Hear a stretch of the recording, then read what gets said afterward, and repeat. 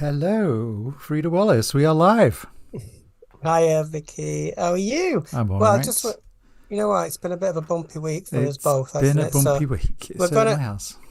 yeah, we're gonna just, so when we do the live one, we always have a theme, don't we? So the theme this week is normalization and acceptance, and if that is even important or what it means. Yeah, So, but I mean, what it means to us in our kind of daily lives. And mm, I think we've got a few things we want to talk about around that topic or those so yeah, topics. we're taking comments in the chat. If anybody's in the chat, we'll just wait till it warms up a bit. But Yeah. initially, when I was thinking about this, about acceptance and stuff like that, it's like because I think people sometimes get that mixed up with validation. Like we need because there is a sense that like as you if you're a trans woman or trans man, then there are certain social signifiers that empower you and make you feel more confident, and I think that's really good. But gets called validation. But I don't think it's like you know, if you're seeking validation, that's different. I think that can be negative. But I think what within on a whole, like what we're doing when we are trying to be accepted, it's not that we're trying to fit a certain idea of what a woman is. It's because we just don't want to get asked. We don't want to stand out too much, Yeah. right? But I mean, see, I think that's where me and you differ a little bit, Vicky, because I'm a bit more sort of on the, I'm like smash it up, down with society, fuck them all. But you're a bit more, Yeah, I think what you're trying to say is we'll have a I'm the meeting. sensible one and you're not. We'll have a meeting and see how it goes and see if everybody enjoys it. And we'll have tea and biscuits. Tea and No, we biscuits. won't. And Frida's like, just smash the place up.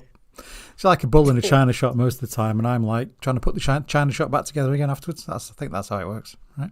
Yeah, I think that's how it Yeah. happens. But like when I first, one thing I've written a few things down that I wanted to talk about acceptance as trans.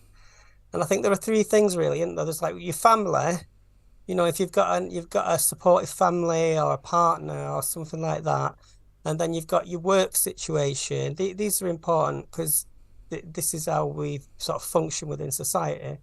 And then you've got your overall friends network. So I think we have different codes, don't we, when we navigate in those situations. So in a sort of work environment, I wouldn't wear as much makeup, and I've got to be a bit more serious, and I've got to be Well, professional. we have very different work because your work you're kind of in the public eye, and I'm not. Yeah. I have to be sensible at work. I have to be. It's very serious my No, but work. I still have to be sensible, but it's like with my work, I'm dealing much quite one-on-one with people and sort of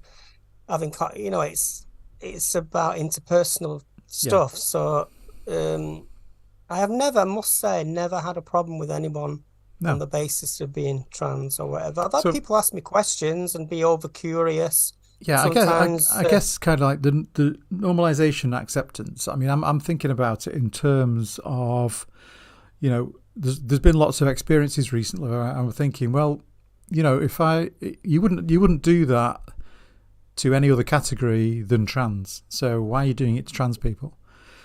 well, it's because we're visible as trans. Like, this is one of the differences and why there's sort of socially conservative, get LGB kind of people that say we don't want to be associated with trans because I mean, yeah, it is incongruent, and for some trans people, they don't fit in an easy definable mold. So and obviously there's some like say trans people online who are kind of prominent on TikTok or whatever, and the kind of the socially conservative people are more embarrassed by that because oh, we don't want to be associated with that. That's not our culture. That's no. This is why you see these gay men that say straight what they say, I'm gay, not queer, because they associate queer now with this kind Mm. of, it's something they find jarring and embarrassing because it, So it's let me just get the chat up it's, because it's creative. there's It's people creative putting at the end of. there's people chatting to us. Let me get the chat screen going. Hang on. Okay. I mean, critical cupcake. How do you deal with being adored? It's a Oh good yeah, it's a question. problem. It's a daily issue. I mean, oh my God, yeah. I'm just walking By the down the way, street. I'm drinking Stella tonight. What are you drinking? It's a Thai lager Thai lager. called Okay. Singer. We're not getting any money from the advertising of these, by the way. But if you'd like to send us some, we'd gladly accept it. Yeah. So yeah, it's a good point actually, because like when you know, like when I've been functional as a professional that setting, very few people have ever brought up the fact that I'm a trans woman. No, But nobody brings it up let's, normally at my work. I mean, it's but it's not, something I but am. It's not brought up at it's all.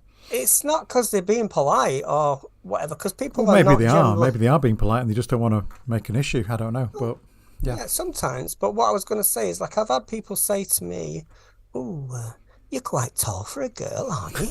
And I know when they say something like that, or this, "Ooh, your voice is," and they'll pick up on and they'll try because they're curious. They've probably So clocked yeah, something about one me. thing that has happened to me at work is there's in my office there's probably 3 or 4 trans women. And what's happened in the past is that we get mistaken for each other because somebody Oh God. knows there's a trans Oh, no. woman in the office, Yeah, yeah, and then they see yeah, one of yeah. us and they automatically think it's the person they've heard of.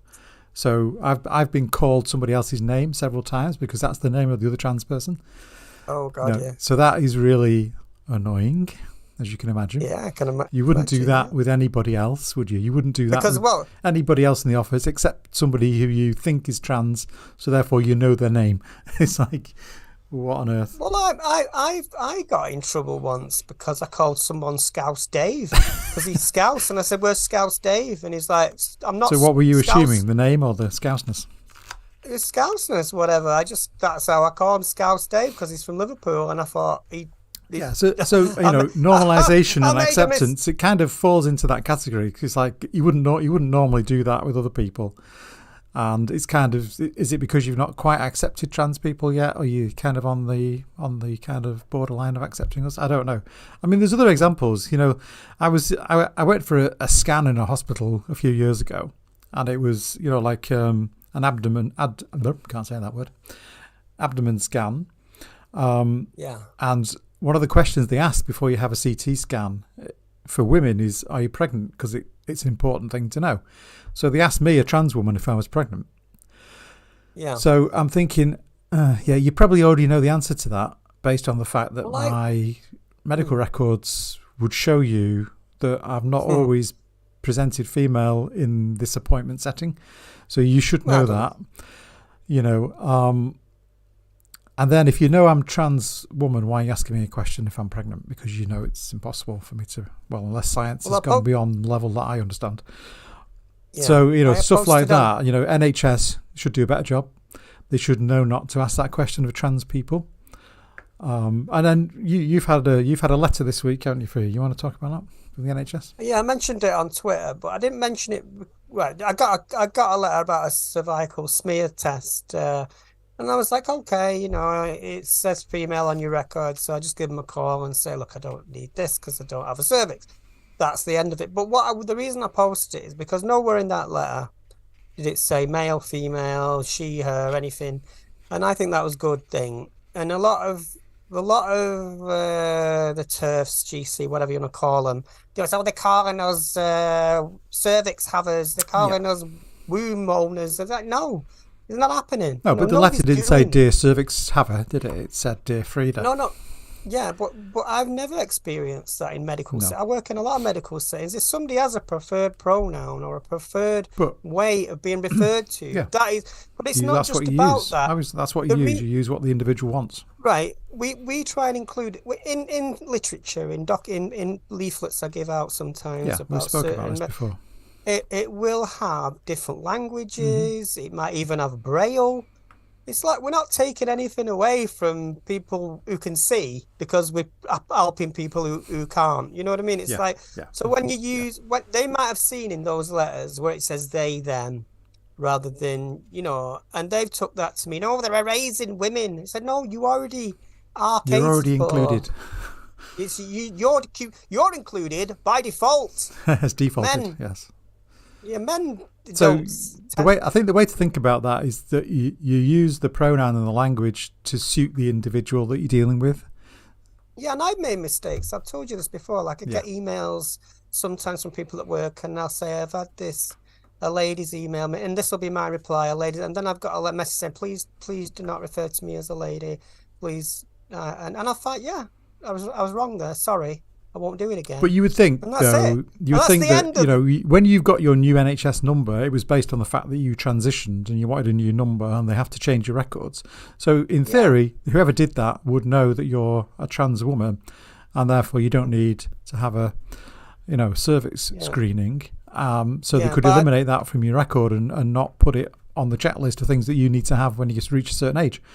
I mean, that's really simple to do. That's something that your GP could do and set up in your record, but for some reason it gets missed. And then on the other side, you've got trans men not getting those letters when they do need to get them. So we shouldn't forget trans men. We always forget the trans men, but we shouldn't. Yeah, we do. Well, I think because we're both trans women, we sometimes have not you and me. Society in general never talks about trans men. It's always trans women related topics. I have had a bit of feedback where you should have mentioned trans men in that because that makes the point better. It does. Sometimes, you know what I mean. And also, like the bigger point I was making there is that, like, some people, like, you'd be forgiven for thinking they're being forced to use language, they're being harangued by trans people or non-binary people into using the right pronoun or whatever. They're not. If you like sometimes I've had conversations with colleagues at work say, "Oh, I'm not sure if I'm getting this right. I'm a bit nervous about it." What are you nervous about? Just think about what you're saying in a piece of text, and think about. Empathize with the person you're talking to, and that's all you need to do. If you make a mistake and they say, "Look, you got this wrong," don't turn around and go, "Oh my God, you're telling me what to think." Just say sorry. That's the end of the matter, and don't do it again. And it's simple. It's not a big deal. If you forget and you call somebody he, and it's wrong, and they say, "I'm sorry," I see a lot of people don't have that confidence to say, "Look, I don't," but they understand that. But what if somebody does tell you? They're not having a go at you. I'm speaking to a bigger issue here. Like, this idea that people's language is being policed is nonsense. All that's being told to you is somebody has a preference, and you can choose to double down and be a bit of a knob about it, or you can just say, "Yeah, that's fine." Yeah, and if you get it wrong, just apologise and move on, and people will accept that. I mean, if you're doing it deliberately or hatefully, then that's when the problems arise. I was just looking in the chat. Yeah. We've just got a comment from Critical Cupcake again about all the stuff that's been said about the NHS handling of this. I took my deed poll in and they changed it. Yeah. Name and gender. So do. Well, it's pretty simple, really. It's basic stuff. Yeah, I mean, there's a process that GPs have to follow. It's written down process. I can't remember what it's called, but I can give you the link. And they just create you a new account and transfer all your information into it and change the gender markers. I mean, it's quite straightforward. The problem I have with it is they forget to do the bit about screening for this, that, and the other. They don't always remember to do that. I've had to remind my GP that I need to have this and this, and I don't need to have this and this, and then they eventually get it right. But I mean, that's kind of, I guess it's a bit petty to pick on that, but it kind of plays into this normalisation thing. That we shouldn't have to go and remind our GPs of these things. They should have it built into their processes because it's a common everyday thing. And yes, we know what to do with this. So maybe it's a numbers thing. There's not enough of us, so they haven't got used to it yet. I don't know, but another thing about normalisation and acceptance. I don't know about you personally, but sometimes we aspire to assimilate because we want to pass, this idea of passing. I know we talked about this loads in the past, but it's not about, because I don't know if I'm particularly feminine, or I don't care if a lot of people seem to think I'm dictating terms to the world. I'm saying I'm a woman and you have to accept. No, I've never done that. I've never ever said. Well, you just be yourself, and I've never gone into a room and gone, demanding anything. I am a woman. I'm not Carrie J. Keane who has to write "woman" all over her clothing because she's got some kind of mad insecurity about that. I just people give that acceptance freely, right? So now if I was to meet somebody like looking like I do, and then they said, "You're a man," I'd know that was a weird thing for them to fucking say. Yeah. I know it would be an aggression. Now, I've got two choices there, haven't I? I've got to, if I just ignore it or I pull them up on it, and I don't want to feel Well, I like I'm mean, it having a night. depends. I mean, first of all, you got to think of your own safety in that situation, haven't you? Like, how aggressive is that person being when they do that? Yeah, but it only happens on Twitter for some reason. No, I'm saying if it happened in person, Yeah, but you've got yeah, to assess the exactly. So, situation. I mean, so do, do, if it's do, safe to ignore it, you just walk away. You know. there are certain trans women I know that have aspirations. I'm not going to mention any names because obviously we know people, but I know they have aspirations to be a kind of woman that they've got an idea of, basically, and they'll have surgeries and they'll construct, I'm not saying there's anything wrong with that, but I'm saying that is that really how you're going to define yourself? Because like you're always, your body's always going to change. You might look good sometimes and not others. Like when we drag ourselves out of bed in the morning, that isn't really a good visual representation of who I am. I know that. So I put my face on. I do that, and it's because I want that confidence. So it's Yeah. aspirational thing, because I look at a lot of beauty magazines and I look at beautiful women and I look at, But I and mean, I you think, don't. oh It depends what you're doing, though, doesn't it? I mean, if you're just nipping out to the shops, you're not going to doll yourself up like you're going out to some major event or something, are you? I mean, it's all yeah, relative to what yeah. you're doing at that day. Hey, everything's a major event for me. Go in the post office. I've got- When I go, yeah, when I go to my chemist, it's a major event. I'm like, I was going to say, do you have any role models? Like, is there a woman or is there a person you think, oh, she's hot or she's clever or she's an I mean, there amazing probably woman? are. I can't think of them off the top of my head, but I think No, you don't have to have one. I'm just no. saying, I probably do, but I just can't think of who they I would know who be. it is. I know, Go I on, know who it is. go on. Wonder Woman. You're gonna do. You're just gonna spin round now and then change into some satin tights and. No, don't tell everybody. But yeah, see, when I was younger and I looked at, because one of my first memories of a woman that I was attracted Cupcake has to go, to, so buy cupcake.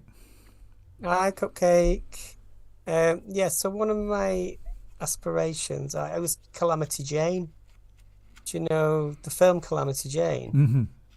Because I understood there was something gender playful in that role, because obviously she is a woman, but she plays people. She's there's a bit in the film where she has a relationship with a woman and she thinks that Calamity is a man, and then there's this whole thing of like So Calamity they'll Jane is your idol, is she?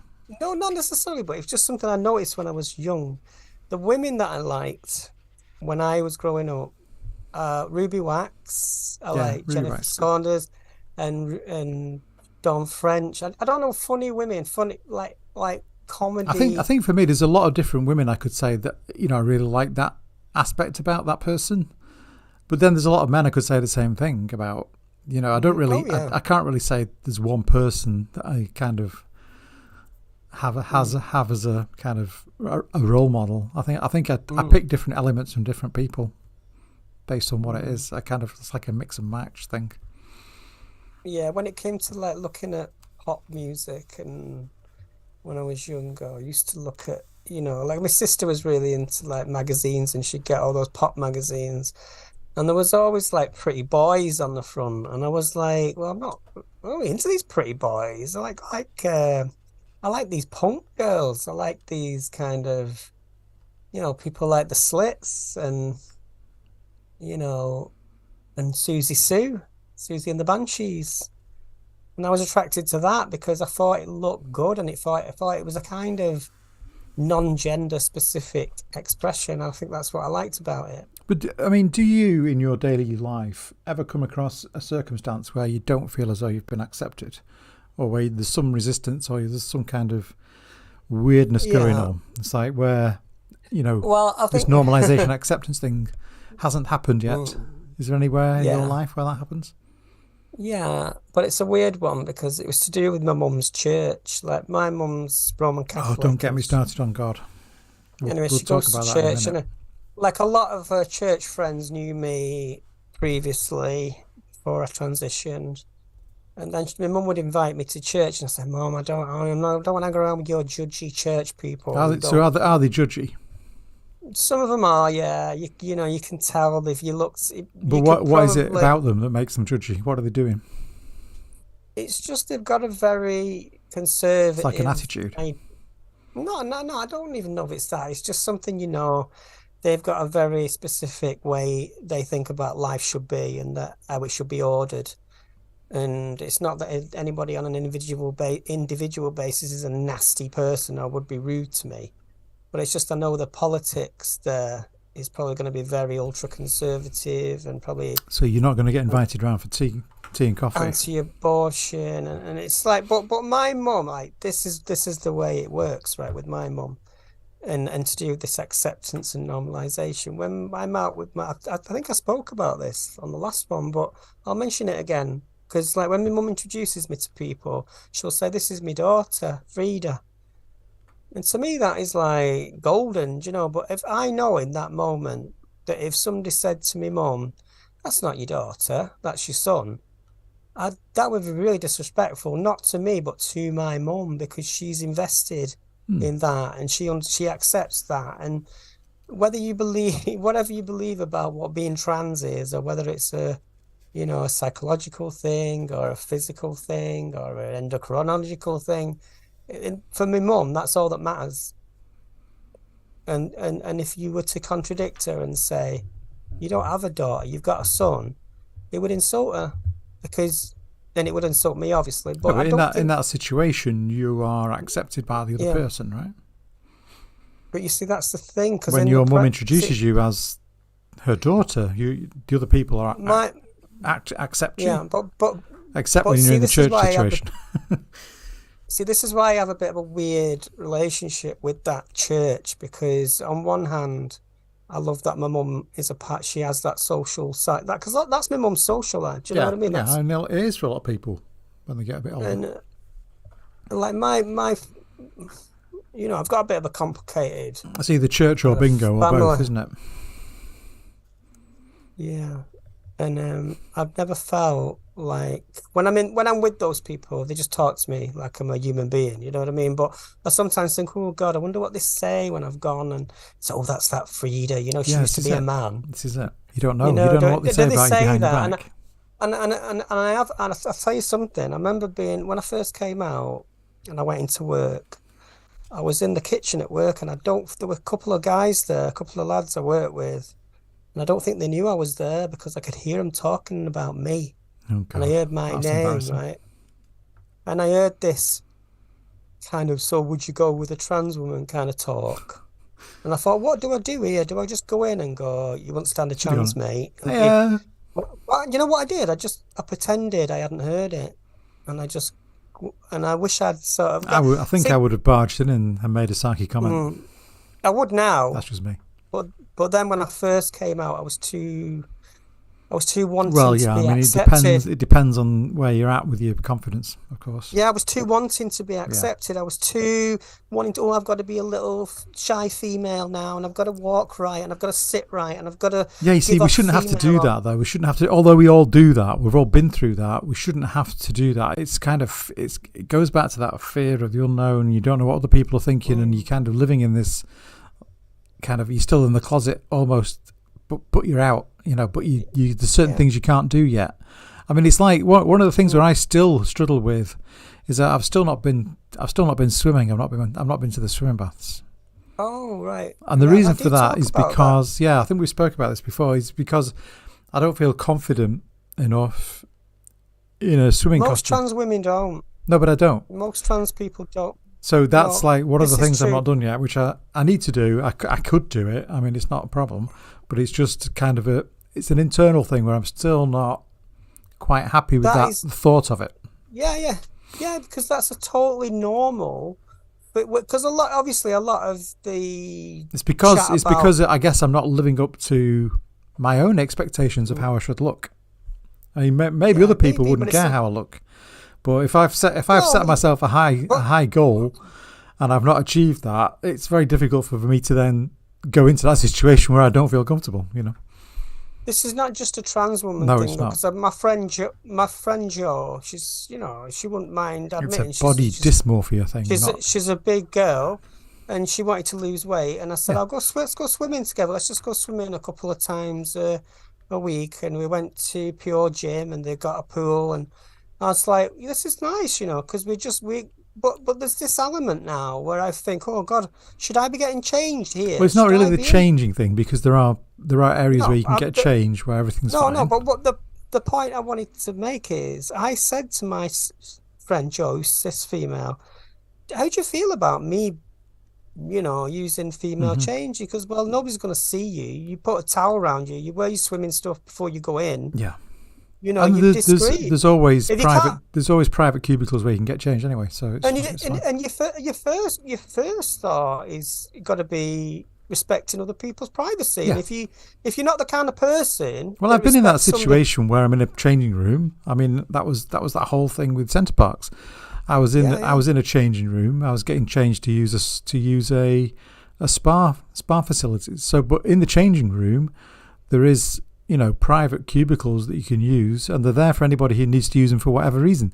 I mean, you may have some scars, you may have some reason that you don't want to show your body, you know, so you can use a private cubicle. I mean, that's fine. Anybody can use it. It's not, you know, no one's forcing anybody to use it, but it's there if you need to use it.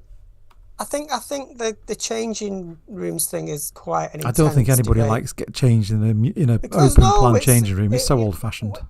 It's natural to feel self-conscious. It's like, if you're the kind of person that tries to make people feel uncomfortable, it's not matter if you're trans or whatever. No. You shouldn't be doing that. But it's in the swimming pool situation, in that it's an extra element.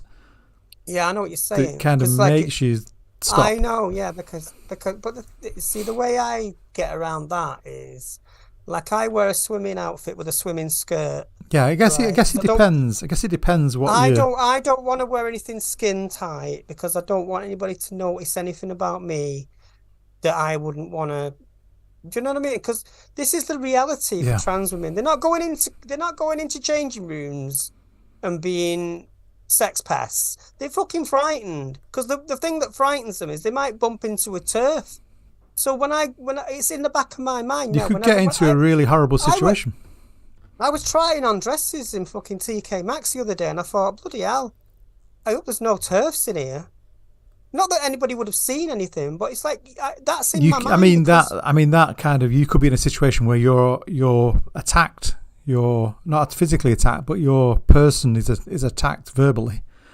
Yeah, because someone assumes that you're trans. I mean, that's the thing there. Yeah, and it's not likely to happen. But you see, if I know, like, if I was in a changing room, whether it be a swimming pool or a changing facility in a shop, the thing that's going on in my mind now is, right, I've got to put a barrier around me, because it's just more self-consciousness for me.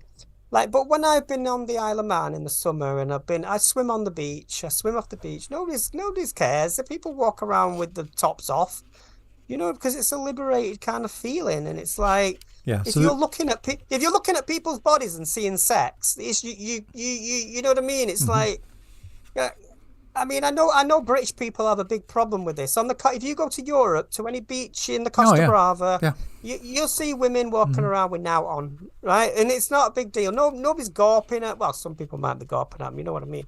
But what I'm saying is, it's not an issue. It's not an issue, because the thing that's not on people's minds is this kind of preoccupation with the idea of sex. So the TERFs are obsessed with it. Can you imagine what goes on in their weird minds, where everything is about a sexual threat? You know, I don't know how they manage to live. You know, imagine they put on the telly and there's a bit of bonking, they'll have a panic attack. So a couple of messages come through. Sarah says, hiya. Azuk. Hiya, Sarah. Azuk is saying, you are explaining what I go through all the time at a pool, and I'm not trans. So yeah, you know. Oh, we see, that was kind of a... Yeah. Yeah, I was going to say another thing about normalisation. It's like, nobody should be really looking at anybody and analysing them. they're not doing that most of the time in real life. If I go to like say if I go to a gym or something like that, and you do get, there is a social element to that, Hmm. and I suppose that people do get hit on and things like that. But it's like I just don't think that if you're a shy and you're body self-conscious, that is fine. It's part of learning how to love yourself. That's why people go to gyms, to learn how to Yeah, I mean, maybe maybe it's to improve the way they look if they're not happy with the way they look, or they need to lose some weight so or if you something. go if you're going in there saying trans women, oh God, they're just going in there because they're flaunting it and they want to Well, no, they're not going in because they're flaunting it. they want to show their dicks to people. No, you know what I Absolutely not. mean? But there's like things like th- there are 100 other situations where I've been harassed in public, right? Mm. When I've been in bars in Manchester, when I've been in certain clubs and I've had my arse felt, Yeah, it's never been in a private changing space. It's never been in no, somewhere that's that's a true. single sex That space. is true. It's in somewhere where some Joey thinks he can get away with it. And Yeah. that's always in those kind of places. It's never in single sex spaces in Well, I mean, my what about other situations like you're on the phone or something? I mean, my voice is quite deep. There's not a lot you can do about your voice unless you spend a lot of time, trying to change it. It's not an easy thing You to shouldn't do. have to. Shouldn't Shouldn't have have to to, do that. absolutely. I mean, I've been on training, voice coaching things, and the only thing I come away with with those kind of coaching sessions is that rather than changing your voice, why don't you just accept the voice you have and be confident with it? I mean, that's where I end up with it But most of the time. Now, some there are people will lots of disagree with that point of view. Some people will say, "Oh, you should try harder. You need to make your voice more yeah, but there are a feminine." lot. But then it's my voice, and for me to do that, it's very difficult. It's not something I can just click my fingers and make it happen. I can make my voice sound more feminine, but Hey, there's a it's difficult. And then there is that, do I need to do that? Do I have to do that? there's a woman where I I don't work, think I do. and I tell you what, she talks like this. I'm going out for a fag here, Well, coming. I know someone who's been smoking all their life, and they sound like Barry White. Hey, Freda, do you want some Yeah, butter? exactly. I mean, are they not I women because don't. they have deep But voices? sometimes you have. I did elocution because an elocution was, when I was doing the poetry thing. So I went to this little class, and it's about acting. So I learned to speak a bit slower and round my vowels. And that's how you sort of, because you've got to see the word. And I think that's part of it. It's about the way you confidently speak. It's not about, "Oh, I want to be a little girl. I want to talk like a little princess." Oh. No, it's not about that. It's about just being comfortable It's about being with. confident with your voice. Yes. I know some trans women do hello, hello, hello, nice to meet you. Oh, like, fuck it hell, somebody tightened your testicles, love. Oh God. No, it's But true. It's true. But I mean, everybody up to themselves. But yeah. I've tried to do it. I've kind of come to the conclusion that I'm happy with my voice the way it is. I've toned my I think voice down quite because sometimes it's the way you speak as well. Vicky, I mean, you can change your inflections. You can speak in I a different way if you want to. before I But when you're on before the I phone, when yeah, somebody's not looking at you or can't see you, yeah. that When makes a before I difference. before I transitioned, I used to do this thing like when I was out, and he's go, "Oh God, darling, oh sweetheart, that's so fabulous." Because I just lean into this So gay you're patter, trying and to lean into the camp voice. oh, look at the state of her, and I'd Mm, be like, "No, I don't do that anymore because I'm not no, a drag queen." exactly, exactly. But it's like, oh, this is something else, right? I wanted to talk about because we're talking about acceptance and this normalization, right? Madonna, Oh this yeah, is you said probably you had a it's a Madonna bit of story for me. it's a bit of a news story, this, but Madonna, because she's doing this new tour now, she's a bit more Hmm. visible on Twitter, and she posted a picture of herself. She's had some good, She's she had looking at. surgery. She looks amazing. She's 64, I I don't care how think, and old she is. She looks amazing. she's had cheek fillers, and she's had a brow lift, and Good there for are her. people on there are people on Twitter who look at the state If I had like Madonna's money, I'd think I'd have a bit of a facelift. How about that? That's better, isn't it? yeah, but this right. Let me tell you this that what happened. Because so I'm looking at this. I'm looking at all these people that are trying to get one over on Madonna. But because what they're doing, they're posting pictures of their mums and they're saying, look, my mum is 63. Look how elegant she is. Look how normalized she is. It's like Madonna ain't normal. She don't care There's only what one you Madonna. think. And do you want to live your life? What it comes down to for me is this, right? Do you want to live your life based on anatomy or autonomy? Do you define yourself by your physical, whatever God give you, if you want to put it that way, or do you define yourself by what you aspire to be and what you do as a human being within society, right? So that's autonomy. Anatomy will always fail you. Your body will always be in a conspiracy against you. Yeah. Even if your body is working fully fucking well, like, you know, you're going to feel pain, you're going to bruise, you're going to bang, and it's going to break. Your body is not who you are, and it will always fail you, right? And what Madonna's doing, she's saying, fuck nature, this is who I am, and they hate it. The social conservatives, the authoritarians and Puritans. Well, she's always been a figure of hate for some people, Madonna, hasn't she? She's always had that element of someone's going to hate her because of what she's doing. So, and I'll tell you something about Madonna, right? She has this song, Material Girl. Material Girl, right? Think about that. So when she's posting this, I noticed one of the comments was, what happened to Material Girl? Right? That's a really important comment. And what are they inferring by that question? Well, what they're inferring is, why are you not the material body? So I commented on this because, you know, as in, why have you changed yourself? No. One of J.K. Rowling's little scribes is called Kathleen Stock, and she wrote a book called Material Girls.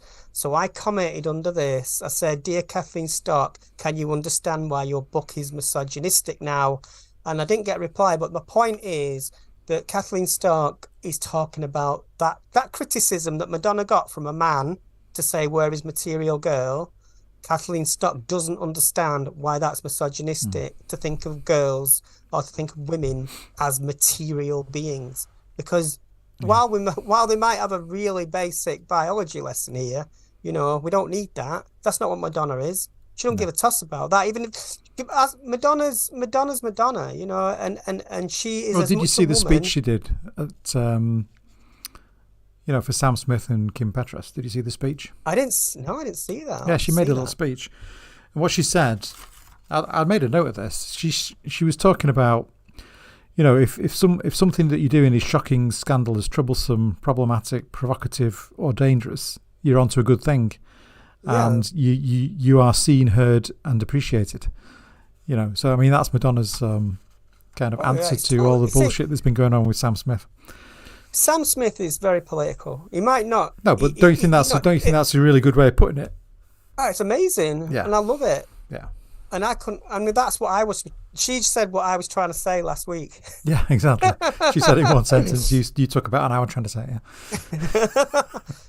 But we see this is what I'm talking about with pop music and pop culture. I don't give a toss about Madonna's music. I'm not even going to listen to it. I'm not going to listen to Sam Smith. I'll listen to Kim Petras for a laugh. You know, this is slut pop, get your tits out. But what I'm saying is, I'm interested in that cultural moment, that thing, the art thing, you know, because that's where art is now. It's not in art galleries. It's not people don't. You can throw soup at Van Goghs now and get away with it. People aren't bothered about art. They're bothered about the. You can throw soup at Van Goghs and get away with it. I don't think they got away with it completely. You know what I mean? Yeah, but what I'm saying is, people will forgive because there's not that pedestal for art. Yes. So, like when we do our protests, which we talked about a few episodes ago, you know, see, this is where we differ a bit. You're a bit more conservative.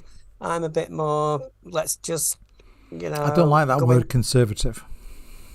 No, I don't mean it. I don't mean it like Conservative Party. I mean a bit more socially reserved.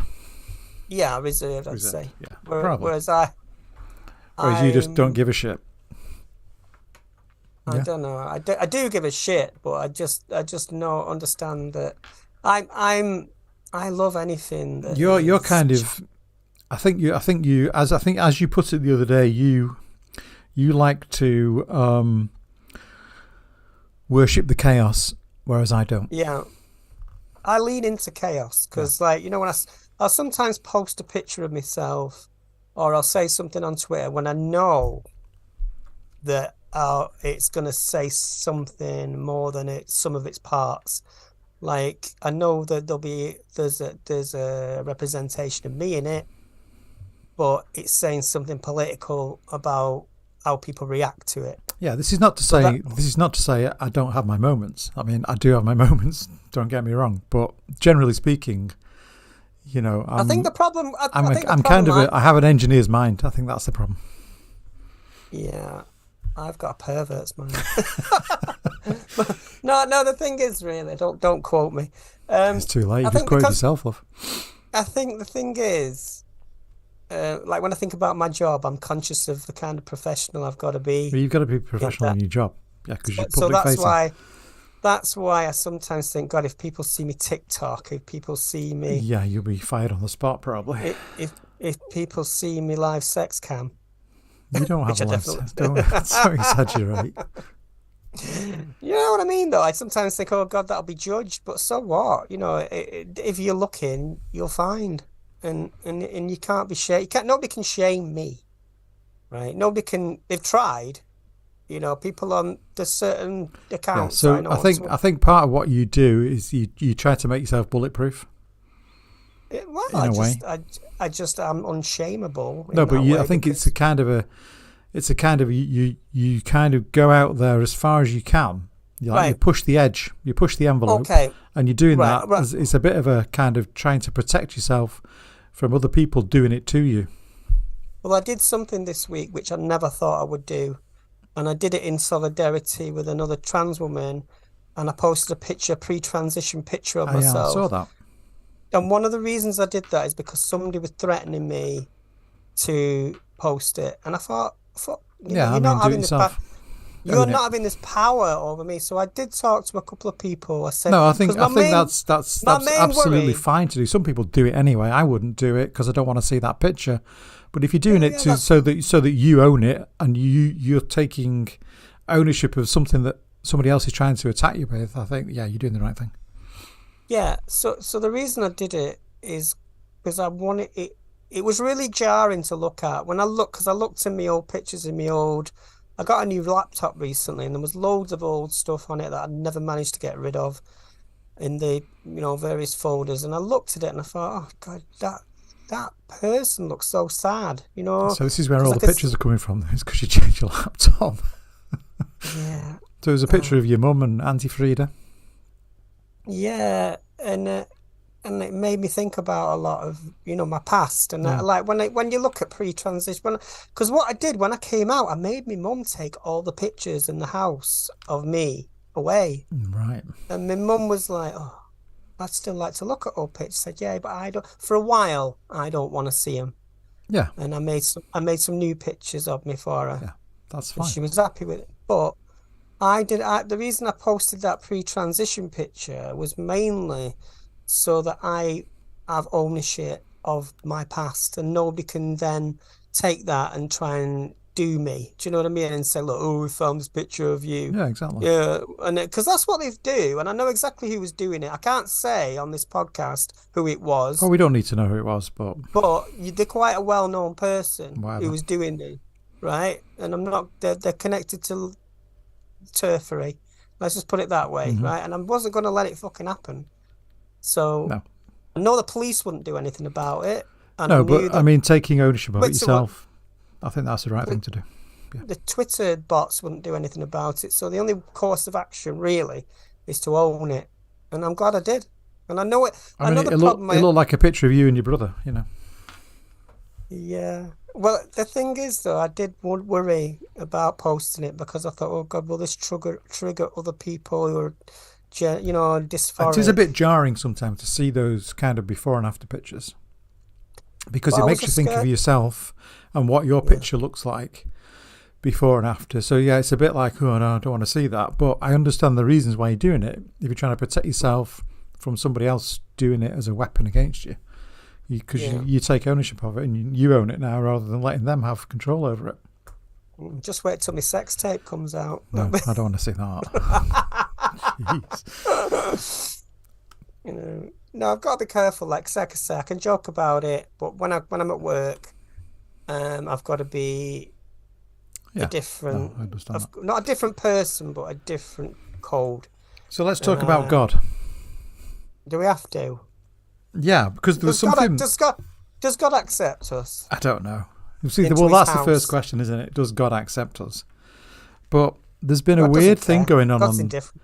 I think it was on the radio, on the internet this week about whether God is a man or not. Well, Did you hear this one? Was it Ariana Grande that sang "God is a woman"? It was Ariana Grande that Well, has sang God is a woman. I Great always song. change that. God is a widow. Well, I think it was on LBC, this original story. I think it was LBC. I don't know. I heard it somewhere when I was driving somewhere. I'm not sure what I was listening to. But it was this conversation about, is God a man? And the people calling in, they were so offended by this question. They take it very seriously. They take it so seriously. I mean, first of all, God isn't sexed. God can be a woman and a man at the same time, can't they? Don't you think? Is God non-binary? Probably. Does God have a sex? No.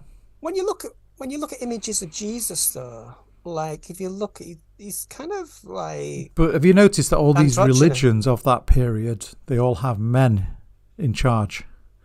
They're all. Well, it's patriarchy 101, isn't it? So everything's bound to be the Father and the Son, and all that kind of stuff, isn't it? So that's why. What about the Holy Ghost? Oh, the Holy Ghost is a man too. I remember being. Well, I'll tell you a story. When I was at school, it's like the three wise men: God, the Holy Ghost, and Jesus. Like three. Are those the three wise men? There's a rule of numbers in the Abrahamic religions: the 3, the 12, and the 24, and then the 666. Which that's related. But let me just say, I remember when I was really young. See, where I went to school, I was taught by nuns, and I remember saying to what. I remember talking to the nuns because obviously everything was gender divided. The girls did one thing, the boys did another. And I said to one of the nuns, so it was a mixed school taught by nuns. Yeah. Okay. So I said I want to do what the girls are doing and things, and I felt bad about that. So I said I remember saying to this sister Mary, look, why can't I do what the girls are doing? She goes, there's nothing wrong with doing what the girls are doing. He said, and I remember expressing to her that I felt like, I wasn't in the right place, and it's like, and she sat me down, and I remember this like it was yesterday. She goes, we're all three things. We're ourselves, we're our shadow, and our reflection, and that is the Trinity. And I said, well, what does that leave me? And she goes, don't walk into the shadow. And I was like, oh, it looks pretty good in there.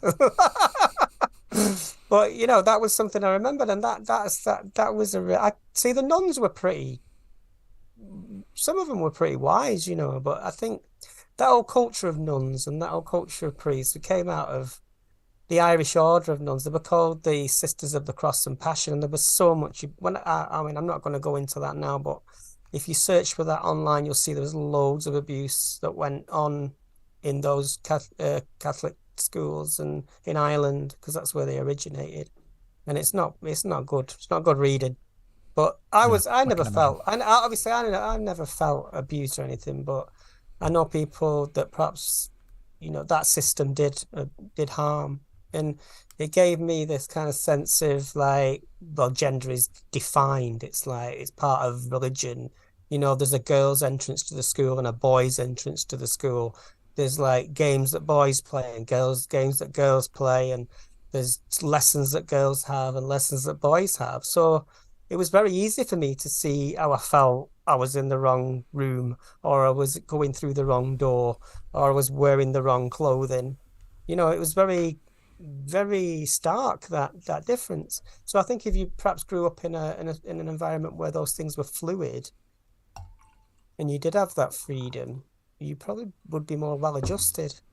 I thought you were going to say the nun said they were going to have none of it. No. Bloody hell. Bloody hell. Come on. Yeah. This is why we don't let you do the jokes. Is there any comments? Come on, is anybody in the chat? I know we've not got many people watching tonight. They're all watching There's a few EastEnders or whatever. watching. But We've I just wanted got to see if anybody Azuk. wanted. I think Yeah, Critical Cupcake left. Where's Roger's not here Where's Roger today. today? Roger's left us. Oh, he's gaming. He's like you. He does geek stuff. Geek, typical geek. So yeah, Yeah. I mean, I think in terms of like normalization and acceptance, it's like I think the best thing for me is like I've got my own style and I've worked out how to put myself together. So do you think that's more related to where you're up to with, acceptance of yourself and transitioning, as opposed to how society sees you? Well, I thought about it is because that more kind of self-inflicted acceptance, or is it society's acceptance of you? well, I was thinking more like because recently I was thinking about getting breast implants, and I thought, why am I doing that really? Like, if I had the money in front of me now to do it, what is the motivator really? Because, like, obviously, I want to look attractive, I want to look sexy sometimes, but when I think about it, some days I think, yeah, I want to do it. When I see pictures of, really nice trans women with curvy bodies, I go, yeah, I want to be like that. And other times I think, God, no, don't go down that route because am I aspiring to something that is a negative? And that's just my honest thought process. Yeah. And I don't know. And because I don't know, it's because of why I probably won't. And then there's kind of medical safety issues around that, and they don't last forever. And what happens when you're 80 years old? Azuk says, if God is real, the Bible says that everyone is created in God's image, therefore God must be both male and female. Must be both male, female, and non-binary. Well, anything really. I mean, God's. I mean, it's only in very few religions you get one God, isn't it? With one identity. I mean, look at the Jains and the what is it now? Hindus. They've got loads of gods. Gods for this, gods for that, gods for rivers, gods for sky. I think that's the better way. The pantheon is like the ancient Greeks. They had a god for. Yeah. It was like the god of war. There was a god of war. Imagine, So Victoria Elizabeth says you'll get sore shoulders and problems moving your arms. I think that's in relation to breast implants. I think. Oh right, yeah. I think so. Well, there are medical worries, like because obviously you have to recover from it, and then again, the other thing is you can't do it too soon. If you've just started with hormone treatment, because you have to wait a couple of years at least to see. I've been on the hormones a while, but yeah. I've been on the hormones about a year now. But I'm not getting much boob, and I've got a fat ass, so work that out. Thanks, hormones. It's like I've got loads of nice dresses and nice clothes, and like a lot of them don't fit me proper because they're either too baggy here and too tight on my hips now. You know what I mean? I'm not sure what that last comment means. These medical are real issues. You should retract that remark unless you have I'm not sure what you're referring to there. I'm not sure what you mean, Victoria, there. But anyway, if we're talking about like breast implants specifically here, I'm not talking about any other kind of, reassignment surgery, and that is an issue. Like this idea of aspirational to be accepted as a woman. Oh, medical issues with breast implants. Well, there have been in the past. There's been medical issues with leaking breast implants. That's what I was referring to. Oh yeah, you get all sorts of problems, but they're not necessarily a reason not to do it. I don't think that's a problem now. It was a major problem a few years ago. Yeah, they had to recall a load. There was a lot of recalls, implants. Yeah, especially some French products, I think. Yeah, it was something to do with the silicone, or it wasn't up to standard. Yeah, it wasn't. Mad. It wasn't other kinds of medical. Just to clarify. So yeah, I had some other things written down about acceptance, but another one I was thinking about was like, like within your family, because obviously there are still people in my family, because I've got quite a fragmented kind of, because my dad was married previously and my mum was, so there's half brothers and sisters, and I still don't know if they accept me or they just don't know. Or I know gossip gets round, but I sometimes think, oh, do they accept me? And I think, well, does it matter? Does it matter if such and such your buddy, Uncle Peter, I've not seen for 10 years, accepts me? Do you know what I mean? Well, So I mean, it depends. I don't know about you. I know you how can't do you talk. feel? I mean, it depends how you feel about being accepted or not, whether Well, it's important or not. If people call me Freda, I'm happy. Yeah, exactly. I mean, sometimes I've had people that I do joke about it, because sometimes people at work will say, "Oh, what do we call you now?" And I'll say, "Your Majesty." Yeah, that's a good answer. If you're going to ask me what I am, oh my God, what do we call it? Look like it's a big problem. My God, the cogs are going round in my head and I can't figure out what Freda is. It's like, I'll tell you what, just bow down to your mistress. Indeed. So have you got any more thoughts on normalisation and acceptance? Because I've run out there. I think I've come to the end of my comments there. Oh, we're coming to the end of the podcast. We've been going for an hour. I was hoping there'd be a bit more commentary, but we're just getting started still with the live thing, aren't we? Yeah, so I think we should say that what we're doing with the live thing is on a Thursday night. The live is restricted to 18 plus because I can't keep me because Freda can't control her mouth. Because I say dirty words. Just dirty words. That's what. And then on the Sunday news thing, we're going to make that open to all ages, and Freda's going to be very well behaved. Yeah. I'm a Catholic girl. Yeah. With a Jewish grandma. So we've gone for like a split, clean and not so clean. I guess we'll call Thursday nights Gender Nebulous After Dark. I've got to say, I'm split between the Catholic side of me and the Jewish side of me, because that's the two. Like my grandma was Jewish, but she changed her name and she changed her identity. I think that's something that stuck with me about acceptance, because she fled, to work in cotton mills here, and she had to change her name and marry into a Catholic family, and so to be accepted, she did have to go through that process of erasing her past. Yeah. And to hide that she was German and Jewish, and at that time, so that's another thing that's in the back of my mind sometimes when I'm talking about acceptance. But I don't feel any like I can say I'm Jewish, or I can say I only know because I went to Catholic school and we're taught by nuns. That's the only kind of way I can understand it. Does it mean anything apart from experience? Just it's just social experience, isn't it? And that goes back to what I was saying about autonomy. We're not defined by, as people, we're not defined by what our bodies can do. We're defined by what our potential brains can achieve. Indeed. Hopefully. Indeed. And on that note, on that deep philosophical note, I think I'd like to say thank you for joining us. Thanh you for joining us. Please share. Thank you for your comments. Can I just say, please subscribe if you've not already, and just share our podcast. There's a few on YouTube now, so if you want to have a listen to my ramblings and Vicky's tutting at my ramblings, feel free. And for now, I think, shall we sing a song? But don't forget to subscribe. Shall we try it? Let me just put us back to our normal size. 1 second. There we go. We are now back to normal size. I want to sing. We've got to practice. Go on then. Are you ready?